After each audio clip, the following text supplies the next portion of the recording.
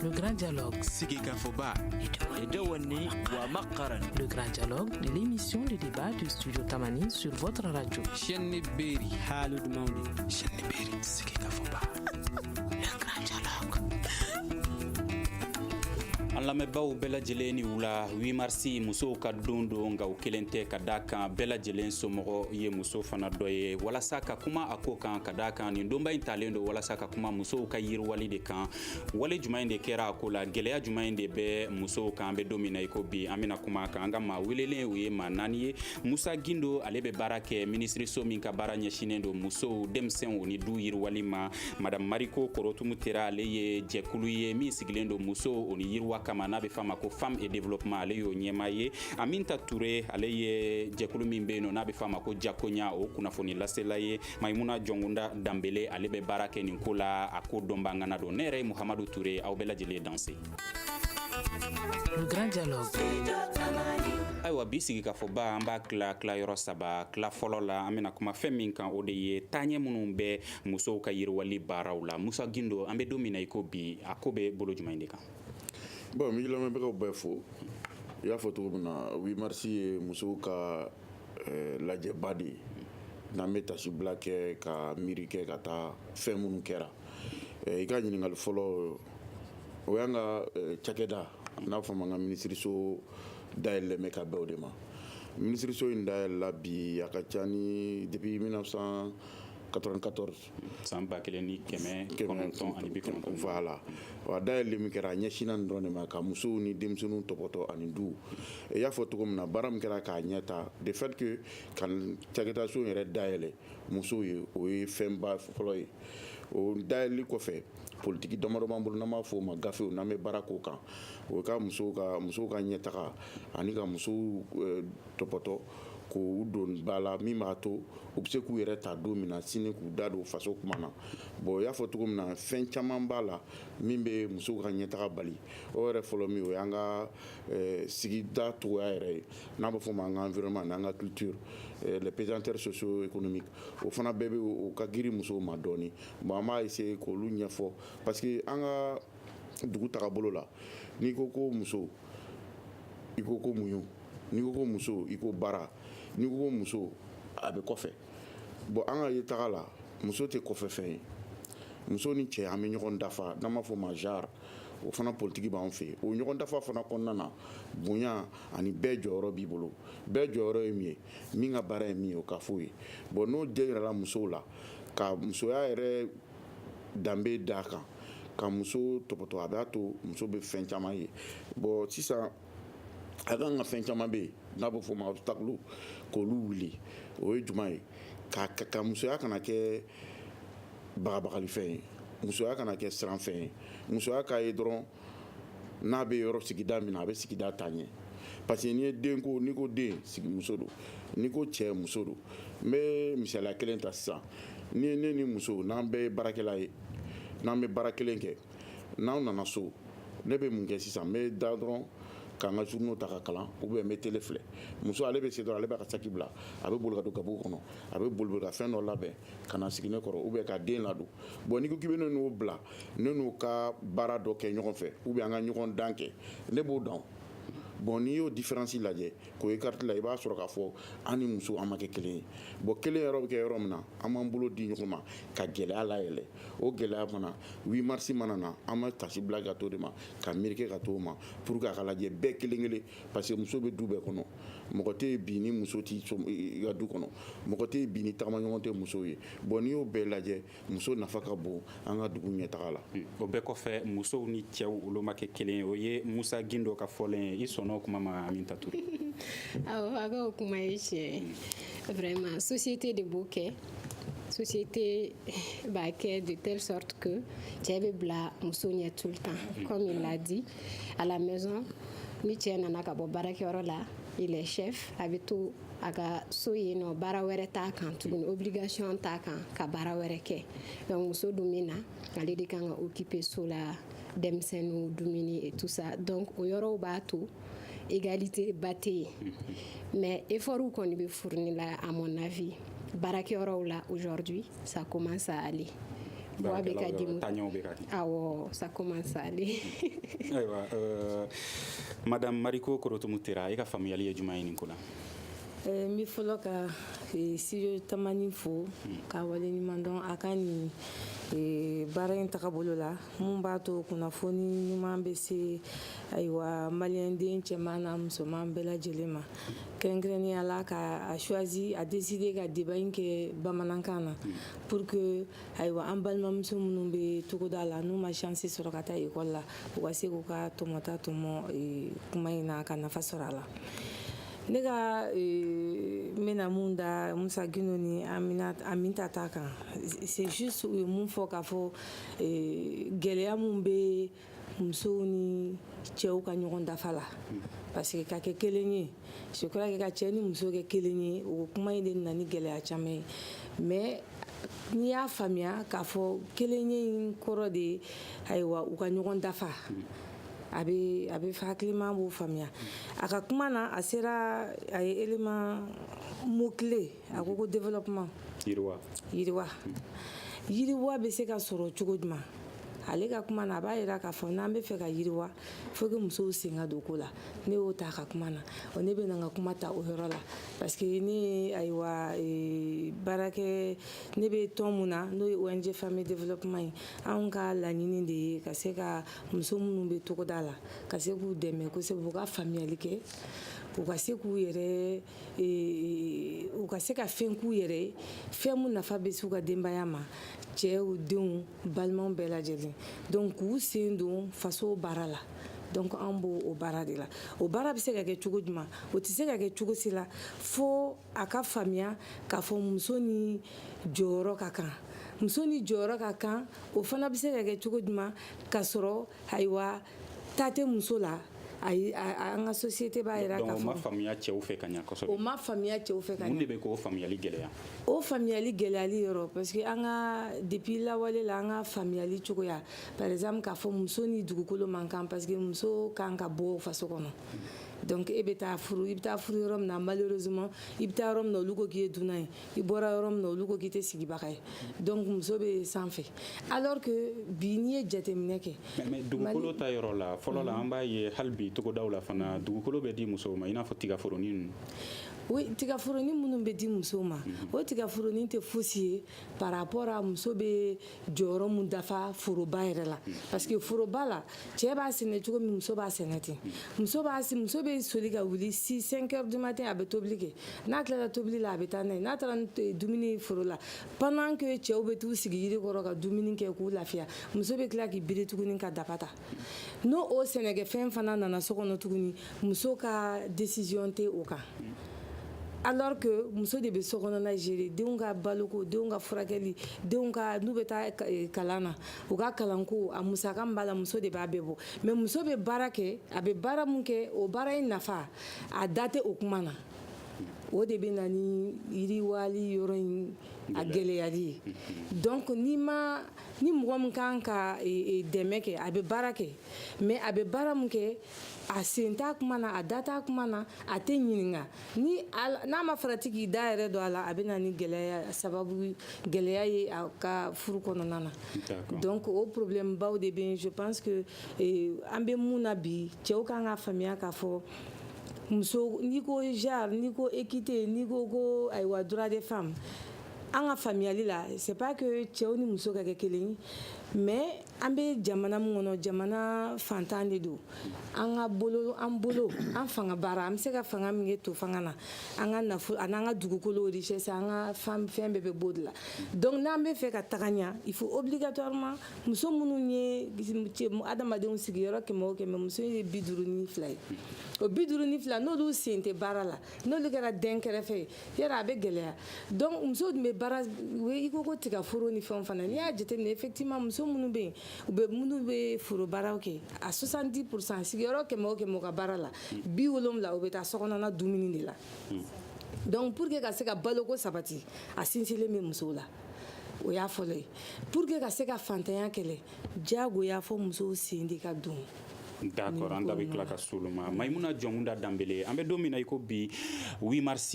marsi kalo tile 8 o talen don walasa ka kuma nin ko in kan. N'i y'a jateminɛ bi 8 marsi a kɛlen don ɲɛnajɛ ko ye wa walima kelen a nafa yelen don?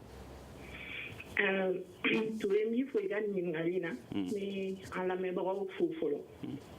N ye 8 marsi ta sisan nɔ a kɛlen don ɲɛnajɛ ko ye ka tɛmɛ a kun yɛrɛ kan. Wa sabula 8 marsi tɛ muso ka ɲɛnajɛ don dɔrɔn ye. 8 marsi ye don ye don min na muso ka hakɛko kumaw kan ka fɔ. Ni hakɛko kumaw fɔra bi kɛ k'a lajɛ bi bi na muso bɛ yɔrɔ min na diɲɛ kɔnɔ muso bɛ yɔrɔ min na Mali kɔnɔ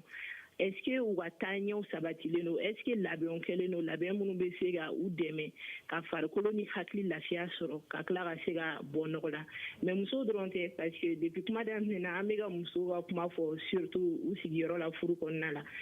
mais muso ni musomaninw de don donc est ce que musomaninw bɛɛ bɛ taa école la kɛmɛ kɛmɛ sara la musomanin joli bɛ se ka taga école la mun de la u tɛ taa école la an bɛ se ka mun kɛ yaasa u ka se ka taa école la donc 8 mars ye bilan don ni k'a lajɛ mun kɛra fo bi jumɛn ɲana jumɛn ma ɲa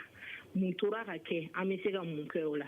mais a b'o sensi perdu dɔɔni parce que mɔgɔ b'a kɛ ɲɛnajɛ ye fan bɛɛ fɛ an bɛ ɲina k'o hakɛ kuma ninnu fɔ alors que c'est important an ka se k'olu fɔ 8 mars la. Taaɲɛ minnu donna na o ka suma de wa walima kelen a tɛ ka ye de? Taaɲɛ minnu donna la a ma suma mais a tɛ ka ye kosɛbɛ parce que n'an bɛ musow ka taaɲɛ fɔ yanni gouvernement ye baara minnu kɛ yan nɔ fo an ka hakilinajigi kɛ gouvernement ka layidu talenw na n'i y'a jateminɛ Nations Unies la diɲɛ seleke naani jɛkulu gouvernement malien ye layidu ta yen nɔ k'a tɛgɛ bila sɛbɛn na sɛbɛn min b'a fɔ k'a fɔ musow ni musomaninw Mali kɔnɔ yan nɔ a b'u lakana ko kan ka kɛ walasa k'u lakana u ka kalanko la u lakanali furusow kɔnɔna la u lakanali baaradaw la donc ko gouvernement malien b'o bɛɛ kɛ Afrique fɛnɛ a ye layidukanw ta mais o layidukan ninnu lawaleyali jamana kɔnɔ o ka suma dɔɔni donc a bɛ fɔ ko ka o texte ninnu domestique donc halisa o baara dɔ bɛ yen ka kɛ mais taaɲɛw kɛra monsieur Guindo y'a fɔ ministère de la promotion de la femme par exemple o création ye taaɲɛ dɔ ye et texte wɛrɛw bɛ yen nɔ loi wɛrɛw bɛ Mali kɔnɔ olu fɛnɛ ye taaɲɛ dɔ ye mais halisa u lawaleyali de ye problème ye madame Mariko tun bɛ ka cogoda ko fɔ par exemple loi d'agricole la a fɔlen don ko dugukolo minnu bɛ aménager o 30% bɛ di muso ni jeunes ma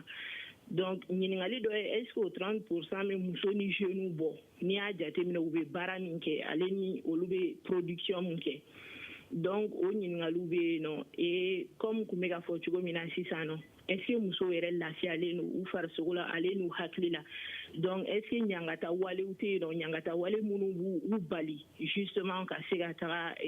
taaɲɛ in na an bɛ ka taaɲɛ min fɔ ale ni gouvernement ye baara jumɛn kɛ o sens la. Alors Maimuna Jɔnkunda Danbele bi n'an ko k'an ka walawala gɛlɛya minnu bɛ musow kan ani musomaninw kan i bɛ se ka dɔɔni fɔ an ɲɛna a kan? Bi gɛlɛya caman bɛ ni musomaninw kan u y'a fɔ cogo min na an bɛ kelenya min kɔ wa n'o kelenya fɔra fɛnɛ a bɛ kelenya hakɛw ta fan fɛ kelenya baarako ani kalanko ta fanfɛla la n bɛ ka fɔ sisan nɔ halisa o ma se ka waleya kosɛbɛ donc n'i tɛmɛna du yɛrɛ kɔnɔna na i mana na taa kalanso la cɛmisɛnninw ale ni musomaninw est ce que u bɛ relation kelen na donc o ko ninnu bɛɛ bɛ yen nɔ mais n'i y'o ta ka bɔ yen nɔ gɛlɛya min bɛ musomaninw kan kosɛbɛ o ye pesanteur socio-culturel ye muso ni musomaninw laadaw an yɛrɛ hakilina la musow place ye jumɛn u jɔyɔrɔ ye jumɛn ale ni u ni hakɛ jumɛnw ka kan donc ko caman bɛ kɛ an ka sigidaw la olu an yɛrɛ jɛnna n'olu ye an jɛnnalen olu ye ko olu ka kan mais o ko ninnu comme n kun bɛ ka ɲagata wale minnu fɔ o bɛ musow ni musomaninw bali u ka hakɛ gɛlɛya filanan ye min ye o ye institution yɛrɛ comme tun bɛ k'a fɔ cogo min na monsieur Guindo ye genre ko fɔ ko genre ko ye olu ka ministère u ka cakɛda Maimuna a k'u ka baara jɔlan ye et puis est-ce que u bɛ baara kɛ n'a ye u hakilina ye jumɛn y'a ko la ale n'o mana tɛmɛ ka bɔ yen loi minnu yɛrɛ bɛ jamana kɔnɔ ni code de la personne et de la famille jateminɛ par exemple disposition minnu dɔw b'a la o dɔw tɛ taa musow ka taaɲɛ sira fɛ ou bien ɲangata wale ninnu code pénal la i bɛ taga sɔrɔ dɔw tɛ yen nɔ a kuma yɛrɛ tɛ yen nɔ a kuma tɛ fɔ donc a ka kan jamana ka se ka baara kɛ o yɔrɔ ninnu. D'accord, an da bɛ tila ka se o ma Maimuna Jɔnkunda Danbele. Aminata Ture n'i y'a ta k'a lajɛ Maimuna ko 8 mars kɛlen don ɲɛnajɛ ye ka tɛmɛ musow kungo fɔ yɔrɔ kan o ye fana hakilila ye wa? Oui, je partage son avis. Je pense que Bamanankan, oui, a ka gɛlɛn ma dɔɔni. Donc a ye min fɔ n sɔnna a ma fan dɔ fɛ parce que an b'a ye mɔgɔw bɛ finiw de don ka ɲɛnajɛw kɛ ka musique jouer ka dɔɔni fɛnw kɛ ko parce que don dɔ dɔgɔdara pour les femmes quoi. Donc alors que musow kan ka sigi de ka kuma min bɛ ka kɛ envers les femmes jumɛn de bɛ ka kɛ u la mun man d'u ye u kan ka mun de kɛ pour que développement ka se ka kɛ pour que place ka se ka dɔnya dans la société normalement oui. Mais n'i y'a ta k'a lajɛ musow ni cɛw ko in na est-ce que cɛw hakilila tɛ de k'a fɔ ko musow ka yɛrɛma hɔrɔnya de bɛna d'u ma ni promotion in kɛra u sirannen tɛ o de ko la wa? Bon, je pense que c'est ce que Madame Korotumu Tera a dit. Parce que à Koko, ma égalité de femmes, fan d'offre. N'a fora égalité entre hommes et femmes. En la société qu'on a de tout le temps, c'est des chefs et dans la vie sociale tout. C'est des musulmans à voir aussi yorola ni chebe yoromi. Muso tɛ se ka tiɲɛ dɔw fɔ cɛ ye yɛrɛ sinon a bɛ kɛ i n'a fɔ i ma mara. C'est comme ça que la société voit la chose. Donc o yɔrɔw de ye problème ye cɛw ni musow ni ɲɔgɔn cɛ alors que égalité pour le développement égalité min bɛ na développement ye ça veut pas dire que cɛ ni muso bɛ fanga ni fɛnw na kumaw la aw bɛ non ça veut juste dire que muso fɛnɛ bɛ se ka fɛn dɔ kɛ jamana ka développement na donc cɛ kelen tɛ se k'o bɛɛ kɛ ni cɛ bɛ se ka parti dɔ kɛ mais parti dɔ bɛ yen ni muso fɛnɛ m'a kɛ a bɛ kɛ faiblesse ye développement tɛ se ka kɛ i n'a fɔ an b'a fɛ a ka kɛ cogoya min na parce que même Guindo l'a dit n'aw bɛ so ni ko les enfants et tout ça c'est la femme l'éducation et tout a bɛɛ bɛ musow de bolo a bɛɛ bɛ muso ni muso y'a impliqué ni muso kalannen don par exemple a b'i denmisɛnninw bilasira ale de bɛ jogo ɲumanw d'u ma ale de bɛ fɛn caman kɛ min b'a to denw fɛnɛ bɛ taaɲɛ sɔrɔ donc o fɛnɛ dun bɛ contribuer jamana ka développement na donc n'a fɔra baarakɛyɔrɔw la fɛnɛ u k'a to musow k'u exprimer parce que musow fɛnɛ bɛ société la ko dɔw bɛ kɛ a bɛ k'u la a bɛ k'u ɲɛna idée dɔw b'u la n'u y'a di cɛ ma a bɛ se ka cɛw dɛmɛ ni idéw farala ɲɔgɔn kan baara bɛ se ka yiriwa jamana fɛnɛ bɛ taa ɲɛ. D'accord, ni jamukan in labɛnnen don studio Tamani ni programme d'engagement civique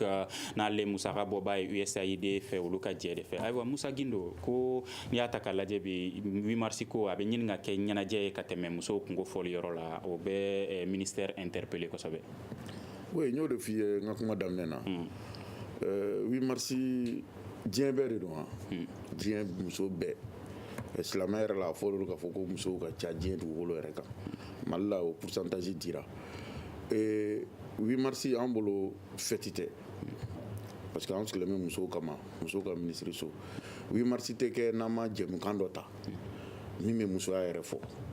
ɲinan an ye jɛmukan de ta min bɛ musoya don ba la ka muso protéger k'a labɛn pour que ka taa développement sira kan parce que développement se ka kɛ dugu se ka don ɲɔgɔn na tant que muso bolo ma don a la parce que mɔgɔ minnu ka ca parce que musoya yɛrɛ fɔlɔ o ye ɲɛnajɛ ye bon mɔgɔw ɲɛ b'o de la sinon muso yɛrɛ b'a dɔn bi an bɛ Mali la muso caman bɛ yen u ye tasi bila kɛ ka taa o ma ko tɛgɛrɛfɔba in ka dabila baara ka kɛ bon tile kelen min don u bɛ jɛ de ka uniforme don o fana ye musoya de ye o n'i y'a ye n'u bɛɛ labɛnnen finikɛla kɔrɔ an bɛɛ jɛlen don ka kuma kelen de fɔ o de b'a jira bon ministère b'u kɔ o la k'u kɔdɔrɔman don ka association parce que ministère fana fanga fana ye association ni ONG de depuis nin daminɛna bi an ka ministère ma désempli u bɛ na don o don an bɛ thème nɔfɛ an bɛ nin nɔfɛ an bɛ formateur fɛ c'est pour lui dire que prise de conscience kɛra muso yɛrɛ y'a dɔn k'a fɔ n'an m'an tɛgɛ di ɲɔgɔn ma bi ka 8 mars in don ba la ka i n'a fɔ an bɛ sini labɛn cogo min k'o fɔ bi ka sini labɛn 8 mars b'o bolo de kan mɔgɔ bɛ se ka ɲɛnajɛ kɛ ɲɛnajɛ kulon tɛ sɛbɛ sa o de bɛ ka to ko ka na bon o kɔfɛ tuguni an ka produit caman bɛ an ka politique caman bɛ 8 mars la an yɛrɛ ministère an b'a to pour que o ka se ka dɔn an bɛ sensibilisation k'o kan an ka sariya dɔ bɔlen don comme madame Jankuda caman fɔ aujourd'hui an ka code filɛ nin ye a kɛlen don ka musoya segin kɔ ministère yɛrɛ sɔnn'o ma o gafe in dɔw ko k'u ma sɔn a ma o gafe in ta ka taa n'a ye fo cour de la justice la africaine na o gafe in na Mali lagosira k'a fɔ ko k'a lajɛ k'a réviser n'o ye musomanin ka mariage ko a ka furuko ye n'o ye furu joona ye o ye kelen ye o kɔdi kɔnɔ muso ka tiɲɛ ko kuma b'a la o kuma a fɔra ko k'o fana réviser o fana k'a ta o fana na tuguni sariya bolo dɔ fana bɛ yen min b'a to muso sigida o sigida ni u kan ka cɛbɔ kɛ ni cɛbɔ ye 3 ye kelen ka kɛ muso ou bien kelen ka kɛ cɛ ye mais a kana caya ka tɛmɛ 2 kan a kana caya ka tɛmɛ 1 kan an yɛrɛ ka débat la bi muso 3 ni cɛ 2 o yɛrɛ o ye loi ka kuma ye ça veut dire que cɛ bɛ bɔ yɔrɔ o yɔrɔ k'a bila baara la muso dɔ ka se ka sɔrɔ o sariya fana bɛ yen nɔ n'i taara o kɔfɛ fana k'a lajɛ an y'a ye furu kɔnɔ cɛ dɔw bɛ yen nɔ u bɛ muso kɛ komi jɔn u b'a bugɔ u b'a fɛ Mali la bi histoire y'a jira muso jolitanyana san 2 in kɔnɔ ka na se bi ma a bɛ muso 5 bɔ a kiri bɛ an ka kirisodaw la an k'o de ka dabila parce que ka muso bana k'a bugɔ k'a bana ni muso banana baara du nafa bɛ dɔgɔya baara bɛ dɔgɔya bon an ko k'o sariya dɔ ta o sariya bɛ sen na fɔlɔ pour que ka musow bɔ o kɔnɔ ni cɛ o cɛ n'i ye muso bɔ fo ka taa se yɔrɔ dɔ ma sariya ka se k'i ɲangi c'est pour vous dire que 8 mars dabɔra k'olu bɛɛ de lajɛ ni muso yɛrɛ sera k'o faamu ka se ka ɲɔgɔn kalan parce que an ka maison de la femme ani an ka centre d'autopromotion muso bɛ former o kɔnɔ n'an b'a fɔ o ma u bɛ bamanankan kalan kɛ u bɛ jate kalan kɛ o kɔfɛ tuguni fond dɔ b'an bolo an b'o fond FAFE o wari fana bɛ se ka ta ka di musow ma pour que u se ka jago kɛ k'u ka fɛnw développer dɔɔni bon n'i y'o bɛɛ lajɛ n'i y'o kelen kelen taara k'a ɲɛfɔ 8 mars o 8 mars an bɛ 8 mars 5 sɔrɔ yɔrɔ o yɔrɔ mais est-ce que musow yɛrɛ bɛ nin bɛɛ kalama kɛrɛnkɛrɛnnenya la togodala musow voilà a bɛ ka baara min kɛ sa o b'a to an k'a ɲɛfɔ sujet caman kan ka fo la k'a ka partenaires fo parce que ça nous permet an ka bɔ i y'an wele don min na dɔrɔn an ko nin ye wagati de pour que an ka se ka na bon n'an y'o ɲɛfɔ sa musow b'a mɛn à travers nos associations Korotumu ni kɔrɔbɔrɔmuso bɛ baara mun kɛ la Aminata olu bɛɛ y'o de ye pour que ka se k'a lase c'est à dire que ministère dayɛlɛ o bɛɛ hali n'a sera ka 8 mars dɔw la muso yɛrɛ ka wuli ka na an bɛ fɛ ka na ministère lajɛ k'a lajɛ baara min bɛ kɛla yen nɔ produit minnu b'an bolo projet minnu b'aw bolo politique minnu b'aw bolo on est prêt à les donner et puis il y a des spécialistes mɔgɔ bɛ u labɛnnen m'o kama u bɛ se ka taa k'a ta Kayi fo Kidal pour que k'a ɲɛf'u ye parce que an ka direction bɛ région bɛɛ la n'aw taara yen n'a bɛ fɛn fɛn ɲini muso direction ninnu u bɛ baara kɛ kosɛbɛ u bɛɛ bɛ baara kɛ u bɛɛ sigilen m'o kama directeur b'a bɛɛ la ce qui veut dire que l'État est en train de mettre les moyens pour qu'ils puissent travailler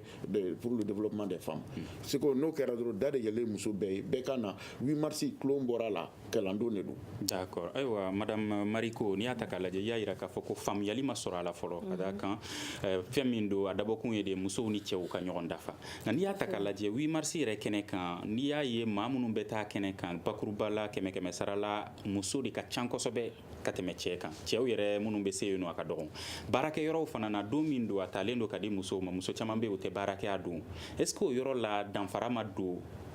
cɛw ni musow fana ni ɲɔgɔn cɛ tout à fait n bɛ yanni n ka ɲina Musa Gindo ye kuma daminɛ ni yɔrɔ dɔ ye ko musoya yɛrɛ ye tulonkɛ ɲɛnajɛ je pense que ça c'est quand même oui peut-être a ye mun fɔ je suis convaincue k'o t'a kɔnɔ parce que musoya ni o cɛ ka jan c'est vrai que farafinna surtout Mali yɛrɛ la Mali la an ka culture tɛ tulonkɛ bila ɲɛfɛ kosɛbɛ an ka culture tɛ tulonkɛ bila ɲɛfɛ kosɛbɛ alors que adamadenya yɛrɛ tagabolo ɲuman n'i ye baara kɛ n'i sɛgɛnna i kan ka sɛgɛnlafiɲɛ bɔ kɛ ka ɲɛnajɛ dɔw kɛ farikolo ɲɛnajɛ dɔw pour que hakili bɛ se ka o ka ɲi hakili yɛrɛ ma mais an ka culture la tulonkɛ c'est autre chose fɔlɔ n'a tun fɔra ko jenbe ye jenbe fɔlɔ ye o tun ye mɔgɔ lankolon ala kale donc pour revenir un peu dans le sujet c'est à dire tulonkɛ in k'a fɔ ko muso yɛrɛ ye synonyme de ɲɛnajɛ je suis convaincue que a y'a fɔ tan cogoya min na ani mun b'a kɔnɔ parce que c'est mon jeune camarade je le connais très bien je sais côté donc a kana faamuya ten tɔ musoya ni tulonkɛ cɛ ka jan parce que musow bɛ baara mun kɛ musow bɛ temps mun consacrer baara la n'i y'o jateminɛ an bɛ se ka mun fɔ u b'u yɛrɛ faga baara de la en français elle se tue au travail et baara mun fana tɛ dɔn a ye sɛgɛn mun fana tɛ dɔn a ye a b'o de la maintenant pour revenir au sujet encore 8 mars c'est vrai que ne kɔni bɛ yɔrɔ min na bi ne sewalen don n ye kuma mun mɛn Musa Gino fɛ ça veut dire que département tagabolo bɛ ka changer parce que san tɛmɛnenw na débatw la ne bɛ deli k'a fɔ n ko mɔgɔw k'a essayer ka 8 mars faamuya les femmes ouvrières la minnu ye baara kɛ minnu ye kɛlɛ kɛ k'u nin di walasa 8 mars ka na olu ma kɛ ni tulonkɛ tun tɛ yen sɛbɛ de tun bɛ yen wa a ma nɔgɔya kosɛbɛ parce que a kɛra régime minnu kɔnɔ fana ayiwa bɛɛ b'a dɔn régime sugu minnu don a wagati même s'il faut reconnaître que partout dans le monde i b'a sɔrɔ communistes ni socialistes de ye effort ba fourni musow ka ɲɛtaga ni musow ka sewa la maintenant état ye effort caman fourni daw sera a ma mais a effort ninnu a sewale k'a fɔ cogo di k'a don ba la o bɛ niveau jumɛn na bi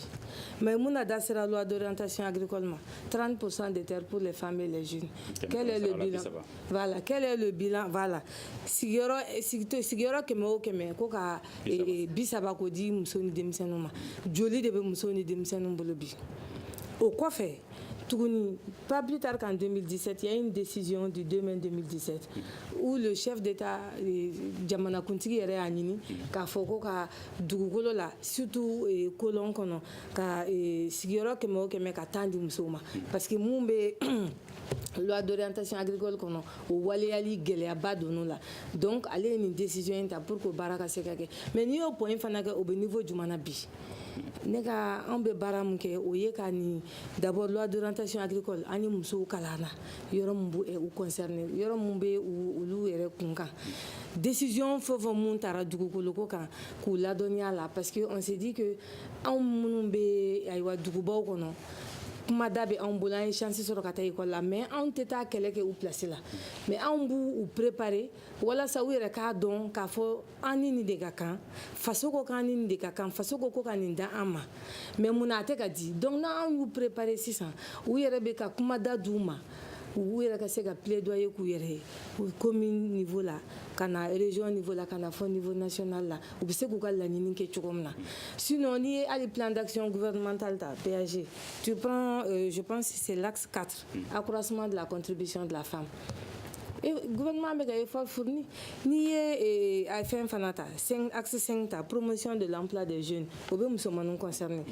gouvernement ka voilà baarako gouvernement ka partenaire caman bɛ yen bi ani minnu kɛlen don k'u bolo di ɲɔgɔn ma par exemple Banque mondiale ni FIDA où u b'a exiger k'a fɔ ayiwa baara mun bɛ taa créer togodaw la parce que o caman bɛ yen sisan baara minnu bɛ créer togodaw la o baara ninnu ka cɛmisɛnninw ni npogotigininw k'u bɛɛ dama kɛɲɛ anw yɛrɛ bɛ o baara la sisan dugu 100 de la Kayi région na san wɛrɛ an b'a baara kɛ dugu 140 na donc effort bɛ ka fourni mana ODD fana ta l'objectif je pense que c'est l'objectif 5 ou 4 hein, qui parle de la promotion de la femme donc mais a bɛ décision baw taara ŋaniya ɲumanbaw bɛ yen voilà mais a waleyali gɛlɛyalen de don donc ni fɛn kan ka kɛ de sisan décision texte de loi minnu bɛ yen ani décision minnu taara k'olu waleya yanni kura wɛrɛw ka taa tuguni. d'accord Mayimuna Jɔnkuda Danbele ayiwa kuma min fɔra kɛrɛnkɛrɛnnenya la a tɛ i n'a fɔ ko cɛw bannen don n'i ye min fɔra n'i y'a ta k'a lajɛ c'est que faamuyali de ma sɔrɔ a la o faamuyali sɔrɔyabaliya est ce que o kun dɔ tɛ n'i y'a ta k'a lajɛ musow ka ɲɔgɔnye ninnu na caman i bɛ muso musow dama de faralen ɲanga cɛw bɛ kɛrɛfɛ est ce que cɛw t'a fɔ de ko u bɛna taa bɛn fɛn dɔ kan encontre la tuguni musow ka musoya kumaw ale ni musow ka gɛlɛya kumaw mɔgɔ caman b'a faamu k'a fɔ ko musoko de donc ni a fɔra ko musoya kumaw bɛ na fɔ o b'a fɔ o ye musow ka ko ye oui merci o ye musow ka ko ye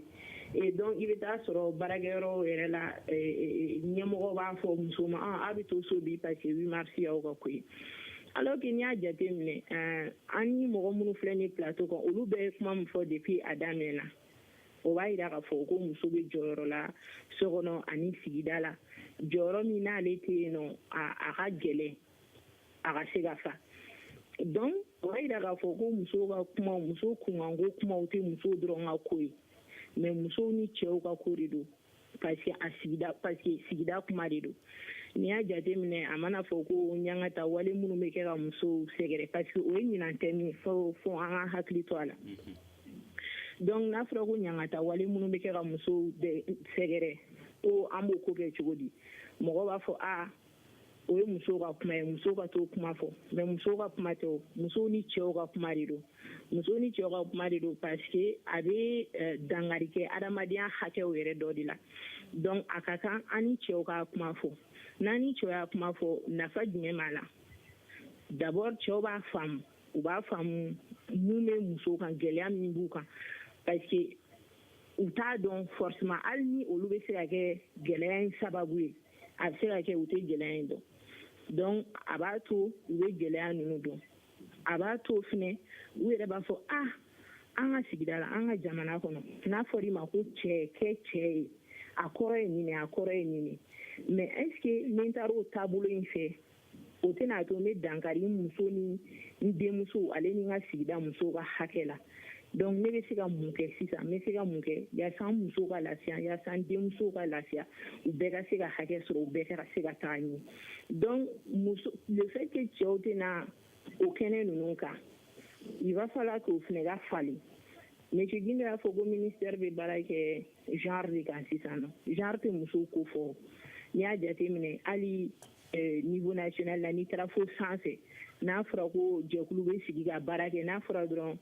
ko genre commission bɛɛ bɛ se k'a fɔ a y'o di muso ma o ye muso ka ko ye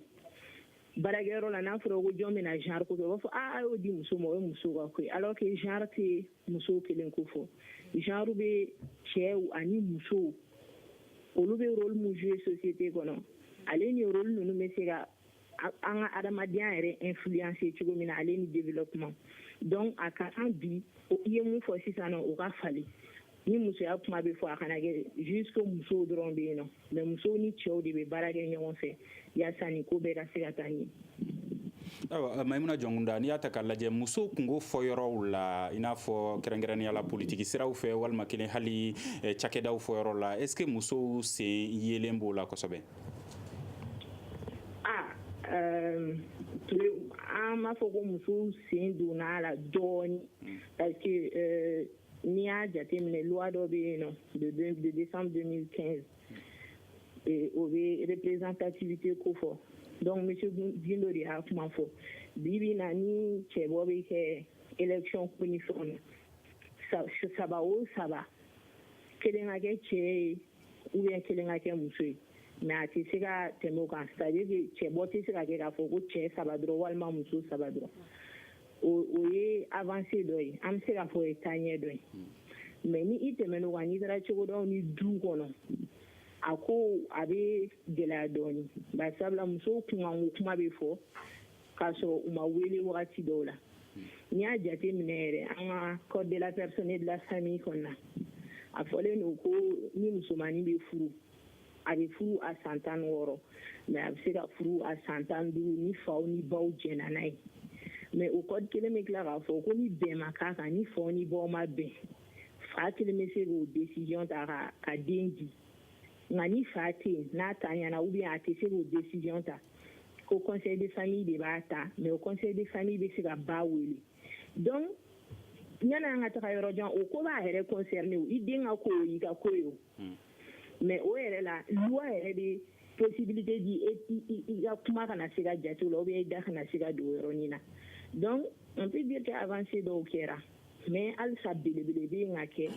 an ka duw kɔnɔ an ka sigidaw la ale ni baarakɛyɔrɔw la ale ni ka muso sen don u kunkanko kuma la o kɔrɔ tɛ dɔrɔn ka t'u ɲininka a muso nin ko in bɛna kɛ dugu kɔnɔ ou bien jamana kɔnɔ a hakilina ye jumɛn o hakilina dɔrɔn tɛ mais fo a ko labɛnw bɛɛ hakilina jagabɔ yɔrɔw a ko baara bɛ kɛ wagati min na ale ni an bɛ tila ka évaluer yɔrɔ min na fo yɔrɔ bɛɛ de la musow sen ka yaala hakilina fɔ dɔrɔn tɛ mais f'u sen de ka yaa baara waleyaliw la. an b'a ye baarakɛyɔrɔ caman fana na hali ni mɔgɔ sugandili bɛna kɛ u b'a sɛbɛnw na ko a ɲininen don musow fɛ u caman ka na n'u ka sɛbɛnw ye o fana tɛ taa ɲɛ dɔ ye. a bɛ ɲini musow fɛ u ka na n'u ka sɛbɛnw ye parce que n'i y'a jateminɛ halisa baarakɛyɔrɔ la i bɛ taga sɔrɔ baarakɛyɔrɔ dɔ la sisan nɔ mɔgɔ 10 mɔgɔ 20 bɛ baara la yen nɔ muso baarakɛla tɛ tɛmɛ 2 ou bien 1 kan walima hali n'i y'a sɔrɔ musow bɛ baara kɛ yen nɔ u tɛ jɔyɔrɔba la jɔyɔrɔ min na décision bɛ ta i bɛ taga sɔrɔ u bɛ jɔyɔrɔ fitininw de la jɔyɔrɔ min na u bɛna cɛw dɛmɛ ka baara in kɛ donc a bɛ fɔ mun na ko musow ka na n'u ka sɛbɛnw ye a bɛ fɔ concours la a bɛ fɔ baarakɛyɔrɔw ka recrutement na bari sabula a yirala k'a fɔ ko an ye nin san baden min bɛɛ kɛ musow ka hakɛko kumaw tun tɛ ka fɔ musow ka kalanko tun tɛ ten tɔ parce que a tun bɛ fɔ ko muso ka aspiration kan ka kɛ furu dɔrɔn ye ale ni ka den sɔrɔ ka den ladon o wagati jan min bɛɛ kɛra cɛw ye temps sɔrɔ ka évoluer ka kalan ka taa ɲɛ donc sisan nɔ an bɛ se ka chance jumɛn di musow ma yaasa olu fana ka se ka na u ka se ka u sen don baaraw la u ka se ka taga ɲɛ et puis i bɛ taga sɔrɔ fana n'a fɔra ko inégalité donc kelenya tɛ yɔrɔ minnu na monsieur Guindo tun bɛ k'a fɔ a daminɛ na n'an bɔra baarakɛyɔrɔ la sisan walima n'an bɔra kalanyɔrɔ la ka na so a bɛ fɔ cɛmanninw ma a ye bɔ so kɔnɔ aw ka taa ballon ta fɔ musomanninw ma aw ka taa aw ba kɛrɛfɛ gabuda la aw bɛ taga yɔrɔ furan aw bɛ taga minɛn ko aw bɛ baara misɛnninw kɛ walasa k'aw dege musoya baaraw yɛrɛ la an ka sigidaw hakilina ye nin donc est ce que chance kelen dira olu ma ka kalan kɛ min bɛ taa ballon tan ale de bɛ taa an sɔrɔ ka segin ka na k'a ka leçon ta ka fɛn kɛ mais baaramisɛnnin minnu bɛ kɛ so kɔnɔ o yɛrɛ b'a to chance bɛrɛ tɛ musomanin bolo ka se k'a fɔ k'a bɛ leçon ta ka kalan kɛ ka se cɛmanin ka niveau la hali n'u bɛ k'u jija kosɛbɛ ka tɛmɛ cɛmaninw na bi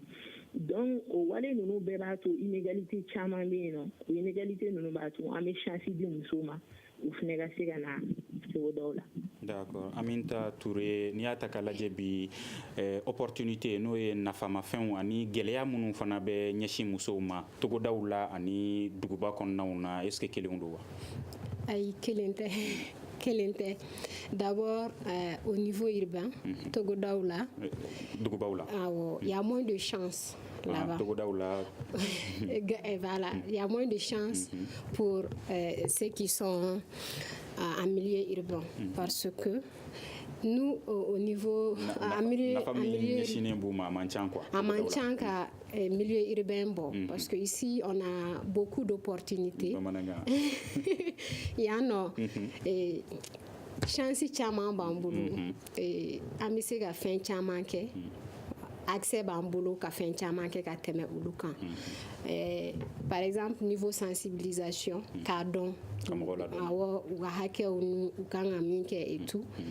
yan nɔ a bɛ fɔ arajosow ni fɛnw na togoda dun na hali o yɛrɛ accès ti bɛɛ bolo c'est pas à tous les niveaux kalan sira fɛnɛ kan c'est la même chose pratique dɔw bɛ kɛ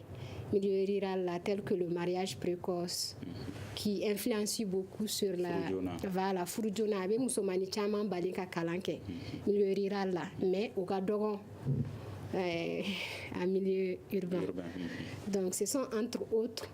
des exemples pour dire que on a plus de chance quand on est au milieu ni bɛ duguba kɔnɔ chance ka ca ka tɛmɛ ni bɛ togoda la dɔ b'i bolo ka fara o kan madame Mariko? effectivement, moi, ni hakila kafo en termes d'opportunités,